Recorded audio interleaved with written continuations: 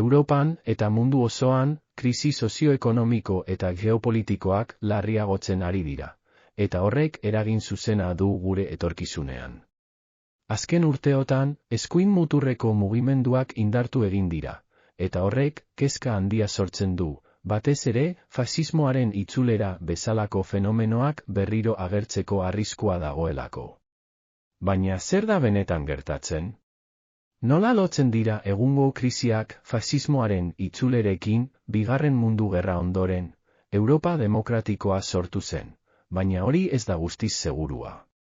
Elite korporatiboek normalean gizarte liberalaren barruan eroso sentitzen dira, kontrol handia baitute komunikabideen eta politikaren bidez. Baina, krisi bat dagoenean eta sistema liberalak arriskuan ikusten direnean, hori guztia aldatzen da korporazio handiek, beren eredu ekonomikoen mehatxuak sentitzen dituztenean, fasismoa erabil dezakete tresna gisa, botere oligarkikoak mantentzeko eta beren interesak babesteko, ez da zerbait berria. Historiarekiko erreferentzia argiak ditugu. Korporazioek egoera muturrekoetan fasismoa erabiliz beren boterea inposatu dute, barneko eta kanpoko mehatxuen aurka.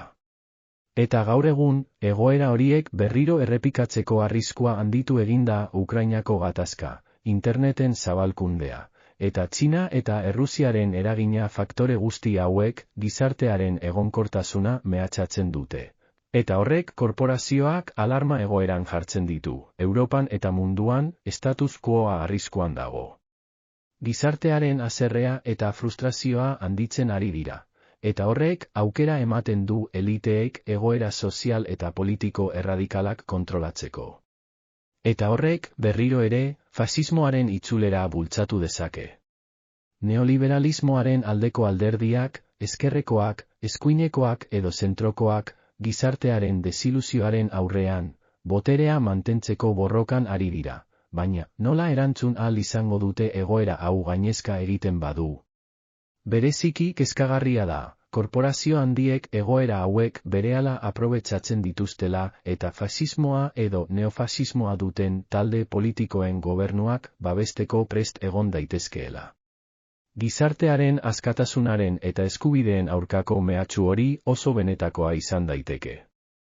Beraz, egungo egoera ez da erraza, baina gizartearen erantzuna, eta hori nola kudeatuko den, gure etorkizunaren giltza izango da historiak erakusten digu. Gizartearen desiluzioak eta ezegonkortasunak beti ekar dezakeela arriskua. Horregatik, ezinbestekoa da herritarrak kontziente izatea eta sistema justuago eta bidezkoago baten alde borrokatzea. Ez bakarrik borrokatzea, baizik eta elkartzea, gure askatasunak eta eskubideak defendatzea. Kultura eta hizkuntza politika sailak, hizkuntza politikarako sailburuordetzak diruz lagundua.